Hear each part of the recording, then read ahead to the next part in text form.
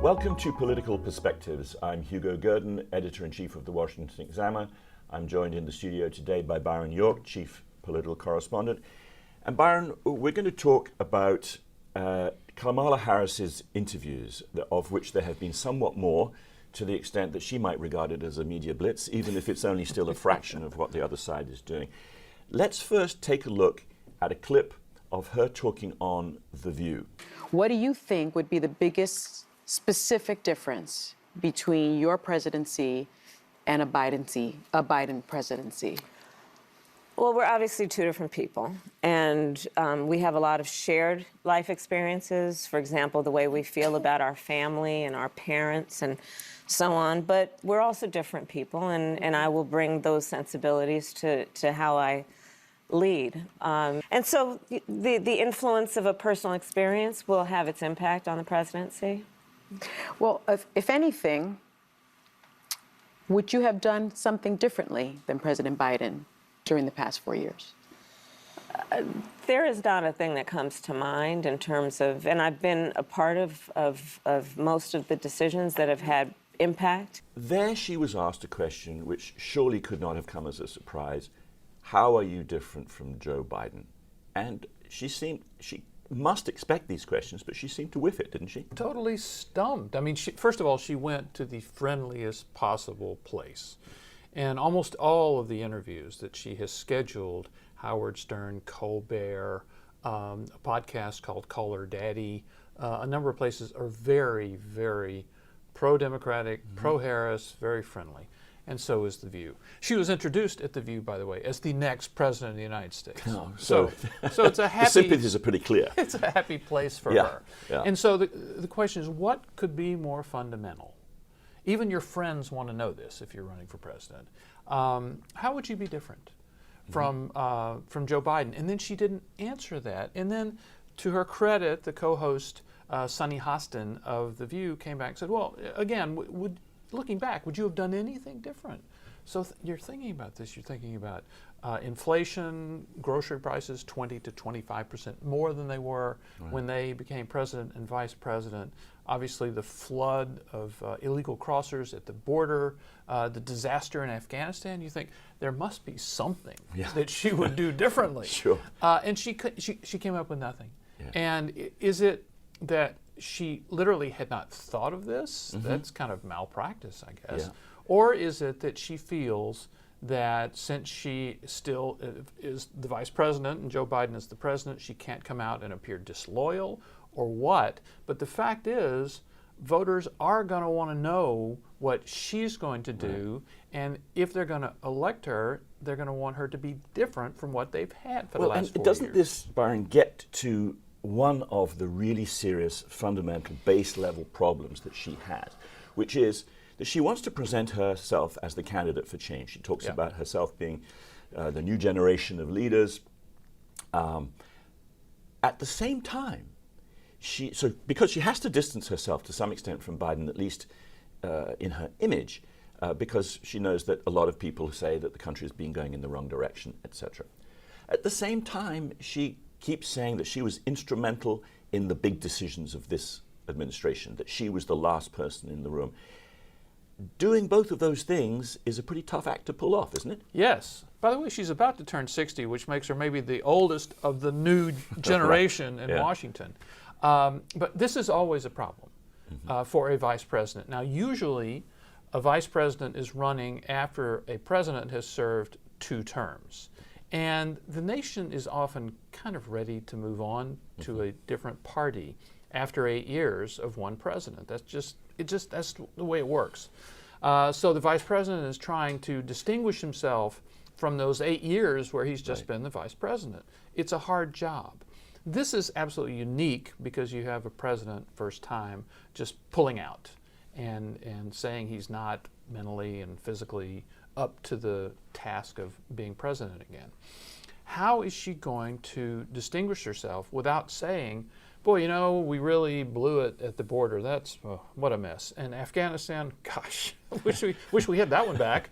I mean, what's she going to say? So it's even if she were a skilled politician, which it appears she's really not, Right. it would be a tough job. Yeah, very, very difficult to finesse. But so let's turn. That was on The View, which, as you say, is the friendliest possible venue for her. But she was on 60 Minutes and was interviewed by Bill Whitaker. And this is, although not a hostile venue, is certainly not a softball venue like The View. Let's have a look at a clip from that. What I was asking was it a mistake to kind of allow that flood to happen in the first place? I think the policies that we have been proposing are about fixing a problem, not promoting a problem.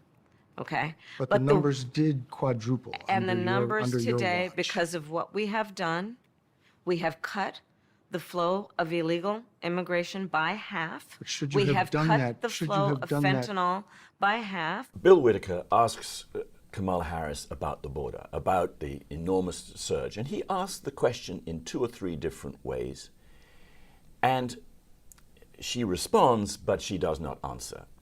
And eventually, after having made a mess out of the answering, she also kind of gets cross with him for continuing to ask the question as though it is not something she expects from her interviewers. This was a really bad performance, wasn't it? It was the worst imaginable performance. First of all, as you know, on the campaign trail, her line on the border has been that a bipartisan bill in the Senate, which was introduced in February 4th of this year, would have solved the border problem had Donald Trump not deep-sixed it, not sabotaged the bill and it didn't pass. That's been her answer to the whole thing. She tweaked it a little bit on 60 Minutes by saying, oh, we actually, Joe Biden and I, actually proposed a bill on Inauguration Day, January 20th, 2021, that would have solved it, and it didn't go anywhere. And then she literally says, fast forward to the Senate bill. Okay, she's telling us to start at January 20th, 2021, and fast forward to February 4th, 2024. And Bill Whitaker is saying, wait a minute, what about those 3 years in between there? Right. Was it a mistake to let this huge flood of illegal border crossers in? And that's the question she would not answer. Whitaker, to his credit, persisted, and he never got an answer.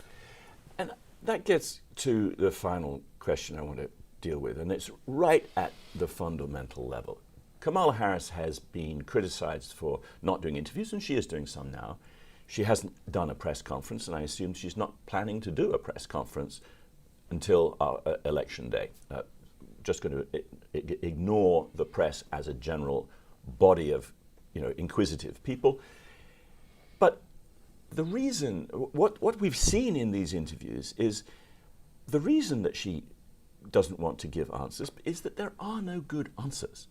That she and Biden have botched their government for the last 3.5 to 4 years in a way that 60% of the country, of voters, of the public, thinks it's going in the wrong direction. Isn't that fundamentally what the problem is for her?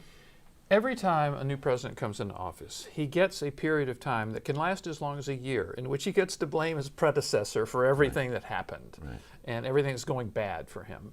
Now we're almost 4 years into the Biden presidency, and Harris is still trying to blame Donald Trump for everything, and it just won't work. 4 years is too long to blame the guy before you. And so you're absolutely right.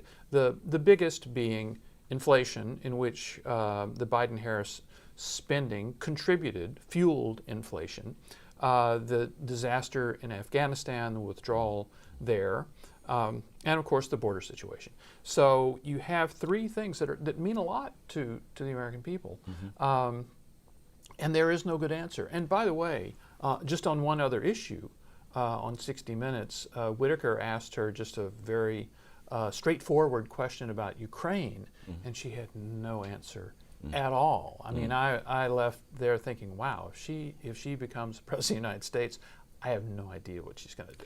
And yet, Byron, and we'll close it here, and yet the race is like this. She's perhaps marginally ahead in some of the swing states, and seems to have, I think we were talking about it earlier, perhaps a 3% advantage in the popular vote. Could be. So it's exceptionally close. It's extraordinary that such a candidate could be that close. But We're going to leave it there. Thank you very much indeed for joining us on Political Perspectives, and we'll be back next time.